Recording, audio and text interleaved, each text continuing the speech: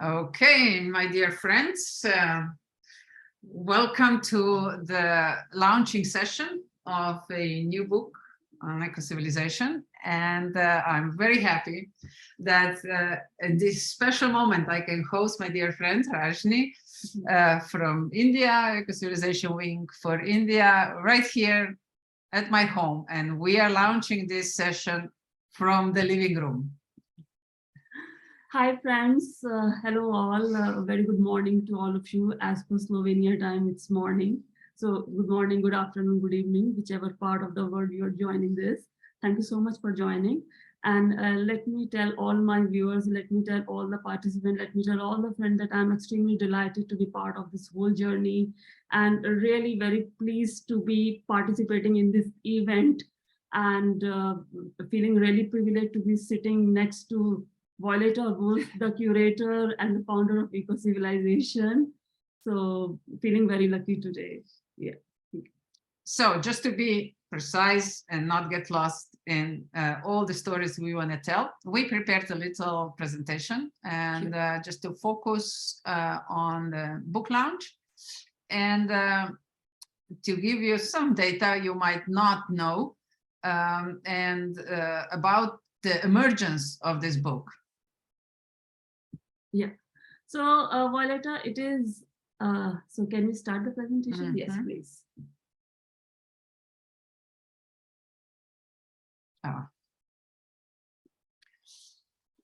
So today we're launching the new series as part of the eco-civilization movement, which is Eco-Civilization books. And the first book that we're launching is on circular economy, best case practices from around the world. And as you already know, the hosts for today are Rajni and I, and it's been an enormous privilege to witness the evolution first of the series on eco-civilization in action, circular economy topic, and then also to witness this very inspiring emergence of the first book that we are presenting today.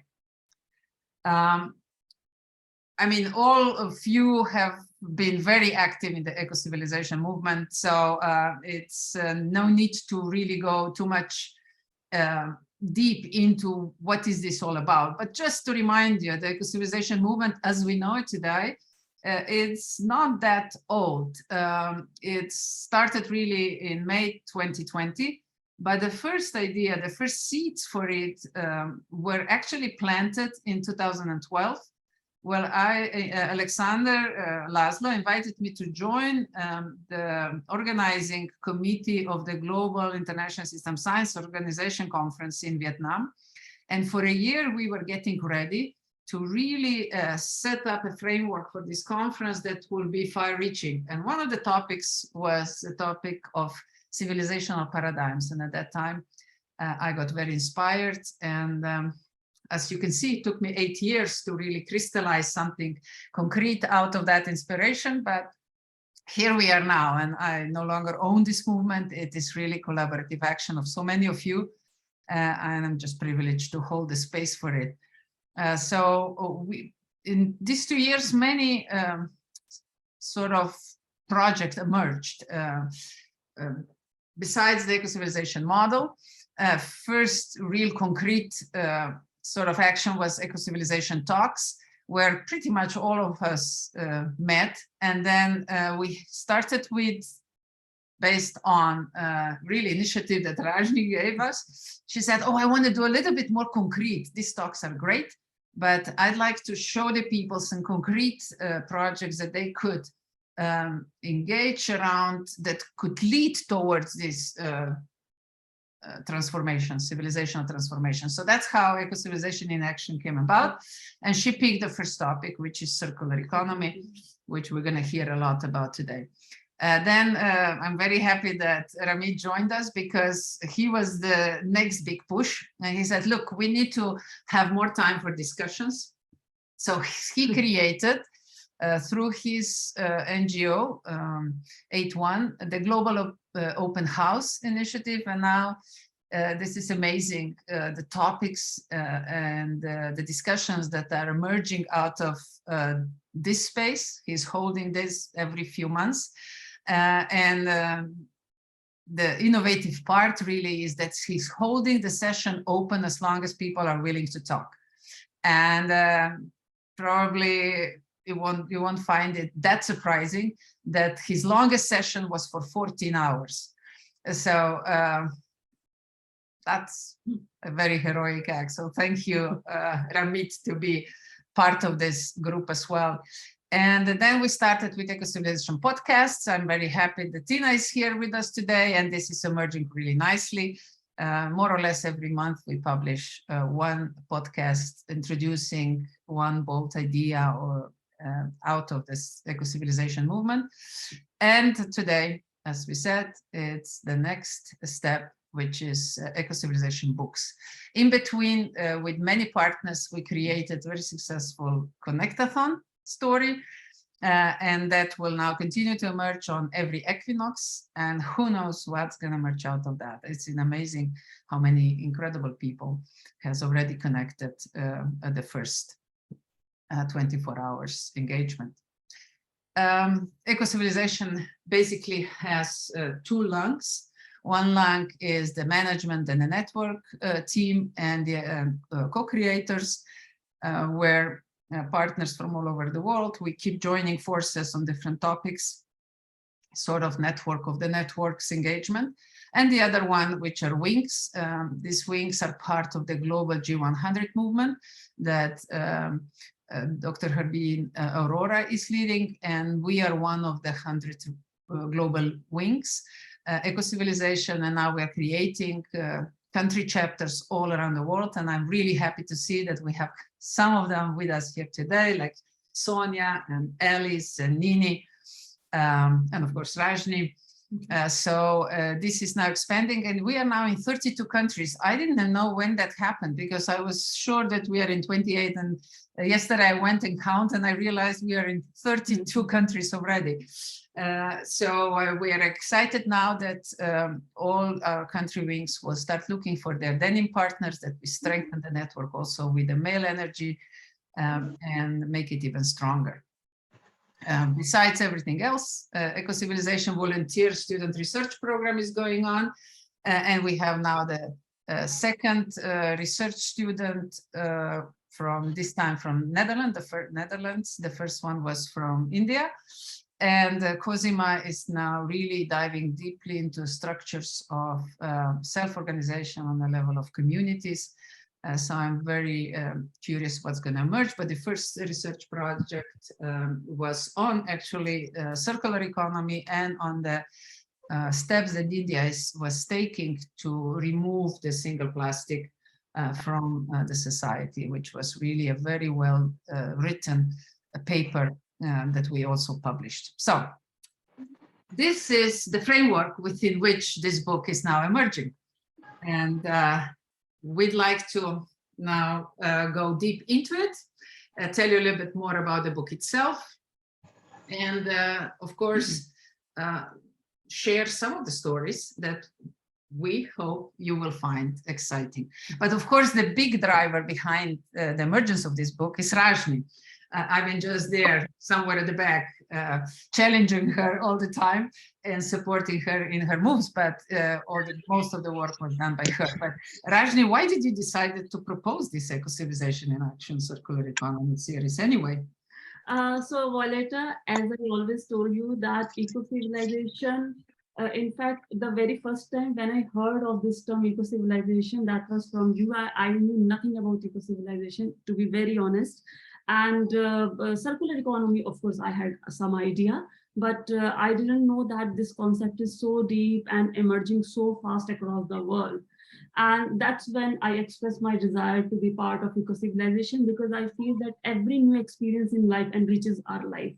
No matter what perspective we have to look at it, but every experience in life enriches us. So I wanted to go along with this journey of learning to become a better person and to create sort of awareness at my level in society, in my society, across the world, whichever way possible. Today we have abundance of technology around us. certainly can help us proliferate this knowledge and wisdom around the world. So that was one of the main reasons why I expressed my desire to be part of Ecocivilisation.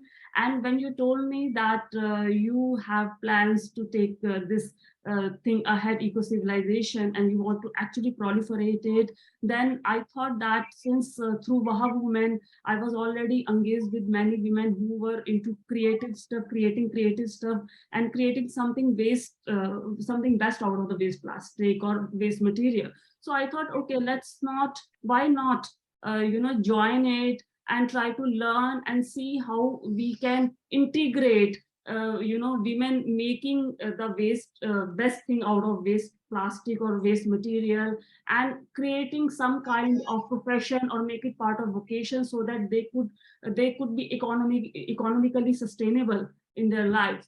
So that was one of the key reasons why I thought that circular economy is not only good for me as an individual, as a professional, but also good for the society, for the women who are my tribe, who are in my community, and I can actually facilitate them in their life and help them economically. But you were very good in finding also bad cases that men are creating and launching, right? This is not just for women. This series was used to introduce really the best practices from around the world. Well, in fact, this is an interesting question. If you ask me that, how did I find out all the speakers and all these stalwarts whom I brought on this show? But let me tell you, initially, it was not that easy because I didn't have that good network with circular economy people. But later on, once we had 2-3 webinars, it became smoother and people themselves approaching me. And even to some people, I had to put them on hold that right now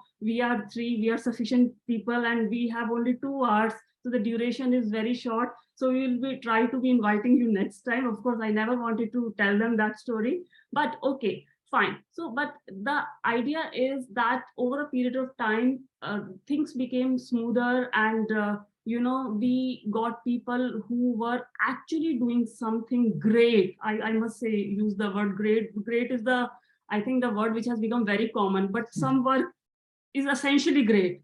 So we came across people like who are creating wonderful artifacts out of waste plastic, who are making t-shirts out of waste plastic, and doing so much stuff. I can definitely talk about it later on. We will go deeper into this. Yes. But I wanted to briefly touch also on the challenges that you encountered. You mentioned already that at the beginning people didn't respond immediately, but then later on you had a bigger demand, which was great. But overall, how was perceived in your community? Did you feel that the circular economy was, as a topic, was progressing in a sense of awareness and acceptance even better throughout the year?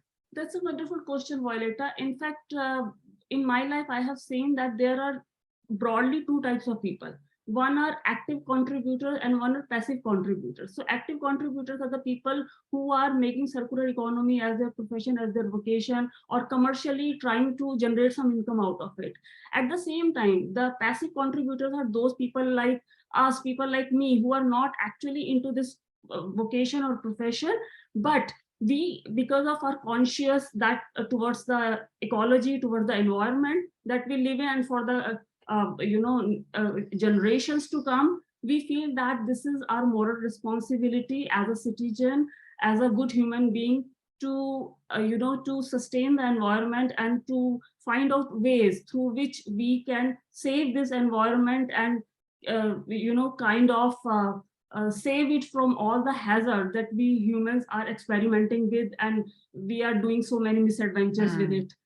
So that was one of the reasons why I thought so. Also, let me share one story behind this book, Ecocivilisation in Action. The very reason which triggered, which you can say was a turning point where we thought that we should bring some material, we should bring some content in the market, because we realized, both Violeta and me, we were doing a brainstorming session, and because of some reasons, we just searched some books which are available in the market on circular economy.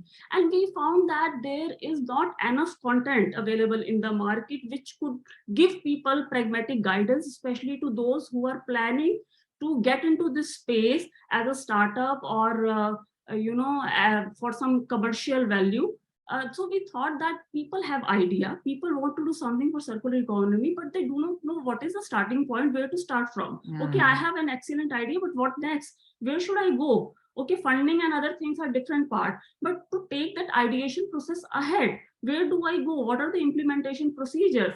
Of course, every country has different rules, regulations that a person can always take the advice from some experts. But to take that idea ahead, to know the processes, we wanted to fill that gap. And that was the reason that we thought of inviting all those stalwarts and all those contributors, all those circular economy experts who were our guests before. At the same time, there were people other than circular economy experts who were not part of that webinar. To those people also we gave invitation to submit their submission and contribution, and we wanted to fill that gap. And we realized that through their wisdom, through their through their experience, through their knowledge, we can certainly try to fill that gap by sharing their case studies, by sharing their stories of startup.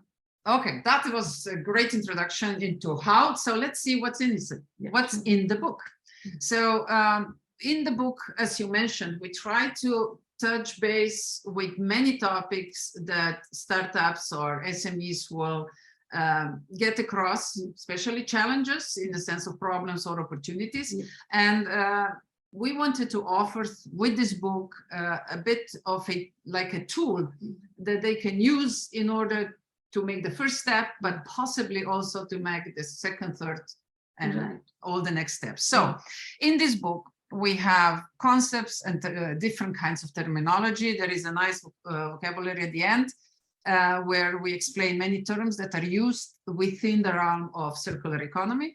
So we introduce several different business models that companies used in order to deliver solutions for circular economy. We learned about how to build capacity. We learned about different management styles. We learned about different problems that you ran into when some projects of circular economy get introduced on the market. So then there are some real life stories. And of course, we learned a lot about the need for also responsible behavior, which is many times closely related to policies and laws in certain countries. And of course, above all, constantly we were introduced to the innovation-driven products and services. So you were at the core of this moderation, talking to people, getting them ready to present their stories. So what would you tell us about the stories themselves?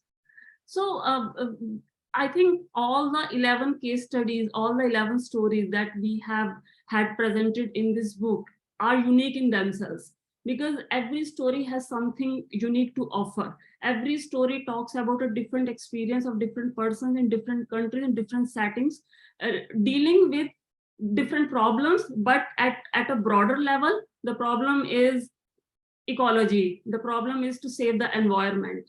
So we had some of the interesting case studies. And for example, but before that, I would like to tell you the first point, which is about the concepts and terminologies, because people who are into this profession or who are interested in circular economy, they are very much familiar with the jargons that we generally use when we talk about circular economy in depth. But layman person, they do not know so much about circular economy jargons or the specific terms. That is why we have tried to make all those terms and concepts comprehensive as much as possible by giving it a kind of glossary in the end of the book, and that talks about, that gives you a little bit idea. Even as a layman, you can understand what the person is talking about. Secondly, Violeta, coming back to your question about those interesting, unique case studies that our authors shared with us. So let me tell you that, like I said, that every case study is unique in itself, be it the story of reselling the old clothes to underprivileged people, which of course had far, far greater purpose other than just creating some commercial value, which has been shared by Alisha Ishat Moses, and this work is being done by Vizo, and this organization exists in Israel. So thank you so much, Alisha, for your contribution. At the same time, there are stories of creating libraries of old toys for kids, because most of the toys which are available in the market and across the world, this is the scenario, they are made up of plastic, and so much plastic is being wasted on toys. And you know, every kid wants a new toy every other day. So a wonderful lady, a wonderful woman, Maria Jose, she tried to create a library of old toys where kids can play and they can use those toys without asking their parents to buy a new one for them. And at the same time, we also received wonderful stories by Emma Barber, who has a company with the name D-Grade, and she creates t-shirts and very good garments out of the waste plastic bottles. So this is again a very innovative and unique example that you know what, Rajni, which one I got very much inspired by is this production of eatable plates and forks, silver. Yes, that is a story from Kerala. If I recall correctly. Yeah, somehow he didn't have. He had some other professional commitments, so we couldn't get his case study published, but we will definitely request him to jot down his experience, and we will definitely have a lot more to learn from him. So that's a case study from Kerala where he has created cutlery from some waste material, but edible material, so that it doesn't spoil the environment. At the same time, when I'm talking about all those case studies which have been contributed towards the book, one of the case studies contributed by Slendy, and her contribution, she runs an organization with the name Activist, and her organization deals with the rubble, the waste concrete material which is left after the construction. So that is also the way she is dealing by reusing that material in a very constructive way. And similarly, we have got many more wonderful case studies. Like there is a case study shared by one of the ladies, very innovative case studies, one of the ladies in Luxembourg, that is how to teach kids language and culture without screen. So, and similarly, there's a case study from South Africa, 𝐂𝐤𝐫, that is again creating some digital equipments and saving a lot of paper, so many trees, and using some digital devices for parts which are affected by poverty and parts affected by drought and other climate change in Africa. So such are the case studies and the experiences our authors have tried to jot it down in the form of the book. And these 11 wonderful case studies are very insightful, and there is something for everyone, not only for the professionals, but also for the people who are like, in general, who always ask, how can we contribute towards circular economy? We are not into this profession. So they want to contribute. People want to contribute. Okay, at their level, it is possible. Yeah, but let's mention one more time, even the case that I mentioned before. In the book, there is a summary of all Ecocivilization in Action circular economy cases. They don't all have a full article, but they are all listed. So if people are interested, they can go and watch them again in the video on the webpage. So nothing's been wasted. Right? Everything has been reused and follow the circular economy rules. So Violeta, yes, on this particular slide, again, I would like to give a glimpses of the book through this table of content. And as I said that it's a beautiful compilation of 11 case studies from across the world. And the first 3 chapters that you see, first 2 have been contributed by Violeta as introduction and talking about circular economy and eco-civilization in action, whereas the 3rd chapter, which has been penned down by me as a learning perspective, which gives a brief glimpses into the webinar and the series of webinars that we had last year, and that gives you a brief idea as to who was the guest, what was the topic, what was the date, what the link is, so that you can reach out to that link, you can go to that link and you can watch that webinar again, and you can contact that speaker personally also, because most of the speakers are available on LinkedIn. So you can directly connect with those speakers. And other than that, in the last chapter, that is the 15th chapter, Eco-Civilization Together We Can. I'm very proud of this chapter because here I have invited whole tribe of Eco-Civilization, and of course, many of them couldn't get time because of their professional commitment, and but all those who contributed towards it, thank you so much to them. And let me take this opportunity to also thank all those contributors who contributed and submitted their submission and jotted down their wonderful experiences and very insightful knowledge and wisdom and shared with all the viewers worldwide. So thank you, Rajni, but I think you also had a very nice technical team that helped you all the way through, right? Without them, we would be lost. So we would like to say a deep thank you to them as well. Thank you so much, Violeta. In fact, I have got a very small team of people, but people are very dedicated. I think that's what matters in an organization, the quality of the people, not quantity of the people. And I'm very particular about the quality of the people I work with. You can be one in number, but your commitment should be professional commitment, and you should stick to it. And that's what I see in my team. Thank you so much for this. So let's say thank you very much to them. Do you still recall who were part of your technical team throughout the whole year? Yes, so I have a couple of people to help me. One is Shreya Bhagat, and if you're interested, she is into graphic designing, and she's a wonderful creative person. She is into this profession for a long time. She creates ebooks, and she creates mnemonics and other graphic related, all that logos and other things. So you can directly reach out to Shreya Bhagat. She's from India. And I have a couple of people who help me in proofreading process and editing process, and they give me opinion that this is how it would look more presentable and innovative. In fact, if you look at the cover page of the book, it goes well with the theme. It shows circle, circle, circle. Not very highlighted circle, but very subtle circle, and it goes well with the theme of the book and the theme of the idea. So that's what the role of a creative person is, to find the alignment with the theme. And no matter whether she's a graphic designer or he's a graphic designer, something else, but that's what we call professionalism. I would also like to thank the whole team that was behind the Ecocivilisation in Action Circular Economy webinars, because without them we wouldn't be able to deliver. And in the early stage, that was Pina Maya. I really want to acknowledge her contribution and her dedication.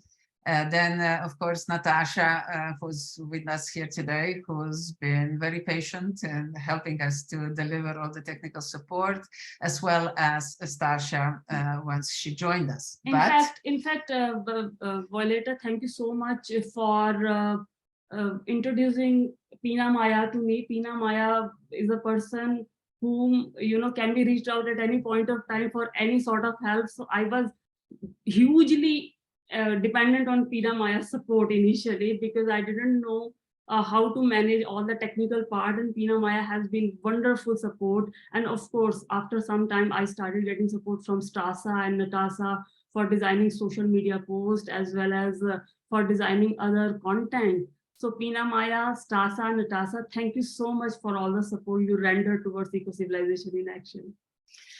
Okay, so Rajni, I think it's time, right? Yeah.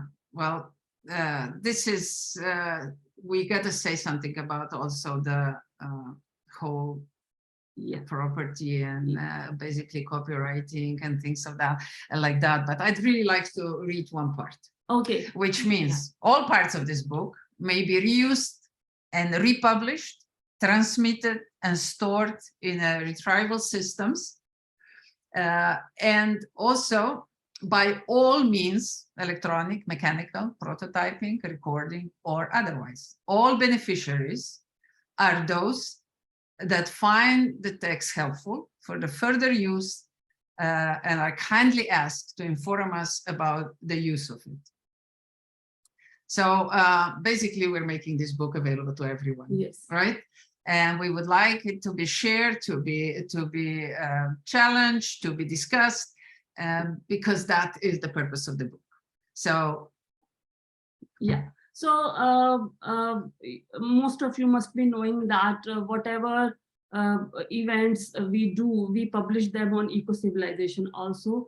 And all the webinars that we had last year are available to watch on ecocivilisation.eu. At the same time, there are so many other books previously written by Dr. Violeta Bulc as well as by colleagues and friends. They are also available on ecocivilisation.eu. They are available. You need not to pay anything. They are available free of cost, just to enhance your knowledge and interest. But of course, you cannot use them commercially because it has copyright. But the whole idea was to spread the wisdom, and that's what the purpose of putting all those books over there. Similarly, this book is also being made available on ecocivilisation.eu. So we will urge all viewers, all friends who are interested in circular economy, eco-civilization in action, to go and view the book and give us the feedback. Yes, and we're still waiting for ISBN number, so that's why there is a little space. Yes. But we're in the process, so we hope to receive it soon, and it will be also officially cataloged as part of Slovenian University Library. So that's what we are very proud of too, and we will print a limited number of copies as well, just to have it in a printed version too. But for that, that one will not be available for free. But now, Rajni, officially the book is launched. Yes. So thank you very much, friends, to be with us and to witness this moment. So from this point on, the book is available on all the social media and web pages and web page of Ecocivilisation. You can download it. And of course, then it has its own life. Yeah, and we would definitely love to have your feedback, your suggestions, your remarks. And if you feel like sharing the link with your family, friends, or colleagues, please feel free. We would be really pleased and delighted to spread the information, because that's the objective. Yeah. But before we open this podium for further discussion, we would like to make one more announcement. It's been such a great ride with this Ecocivilisation in Action that we decided to continue with a new topic. Lately, no matter which discussion we started, or even in different business circles that I engaged with, the subject of water started to emerge as a very serious topic. So we decided that 2023 will be the year of water. And Rajni and Nini, our dear friends from India and Myanmar, volunteered to be the coordinators, moderators of this new series of sessions. So 2023, you can expect probably monthly discussions about water, all kinds of different views on it, from social to personal to nature related to energy, magic. We will try to capture the essence and the magic of water from different points of view, including the regulatory aspects and the importance of the right of drinking water as part of human rights. So then we can expect at the end of 2024 a new Ecocivilisation book to emerge called Water, the Inner Strength of Life. That is the title. So I hope you will join our sessions, and of course at the end contribute your part to this new book that hopefully will inspire more to take the water as an important topic to discuss, and to also be part of social, political, scientific and simple human discussions. So that's it. Thank you very much. This was the introduction, and now we're opening the stage for a discussion. You all have, it's a meeting type of session, so whoever wants to talk can unmute him or herself, and all your comments are more than welcome.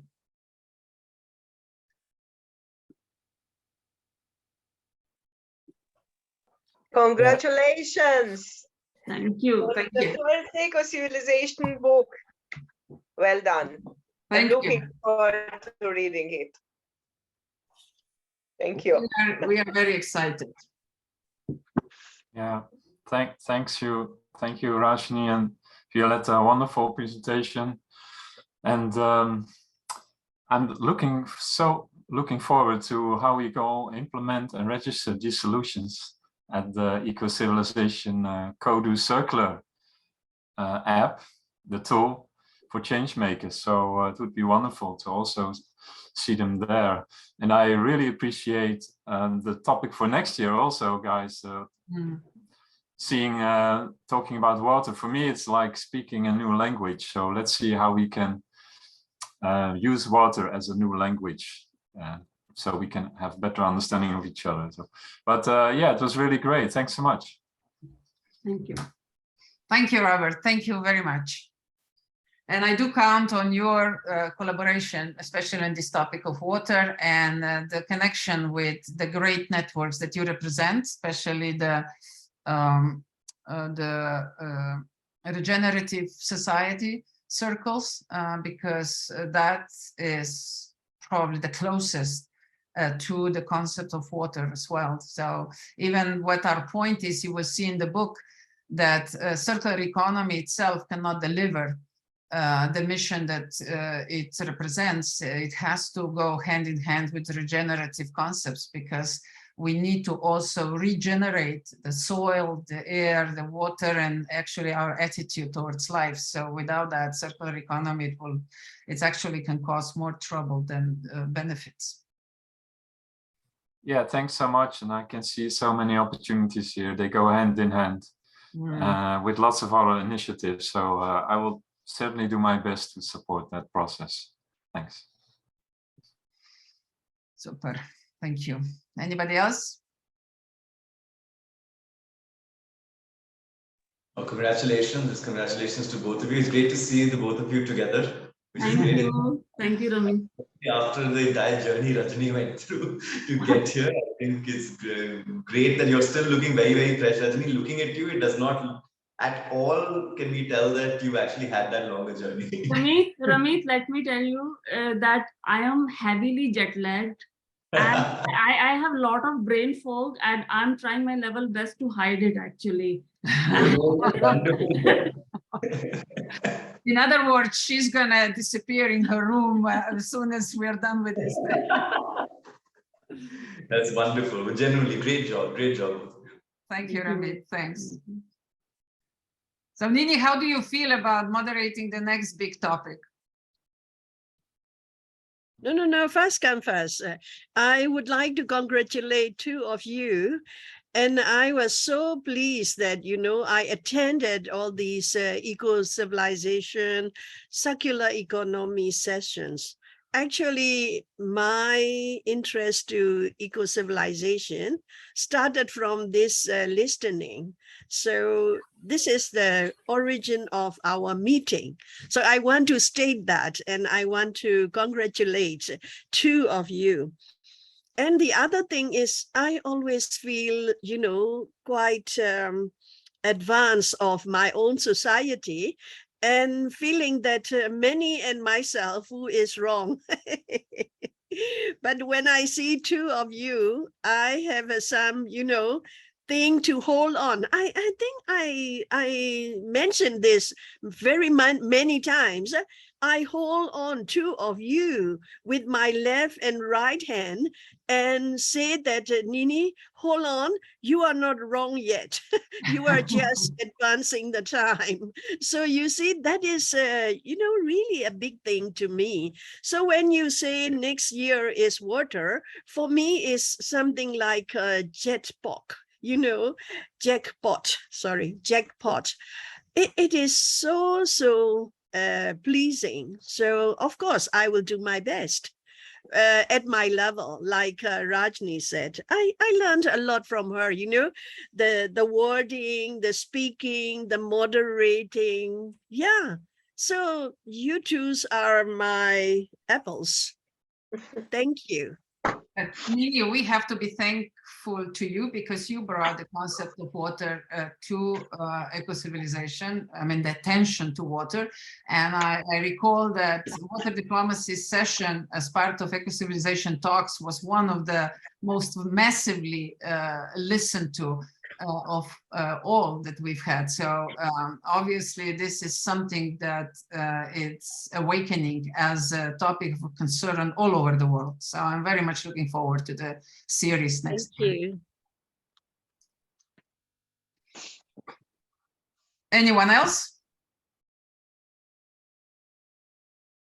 Well, if not, then Rajni, we need to say a big thank you to all of you that came and joined us today.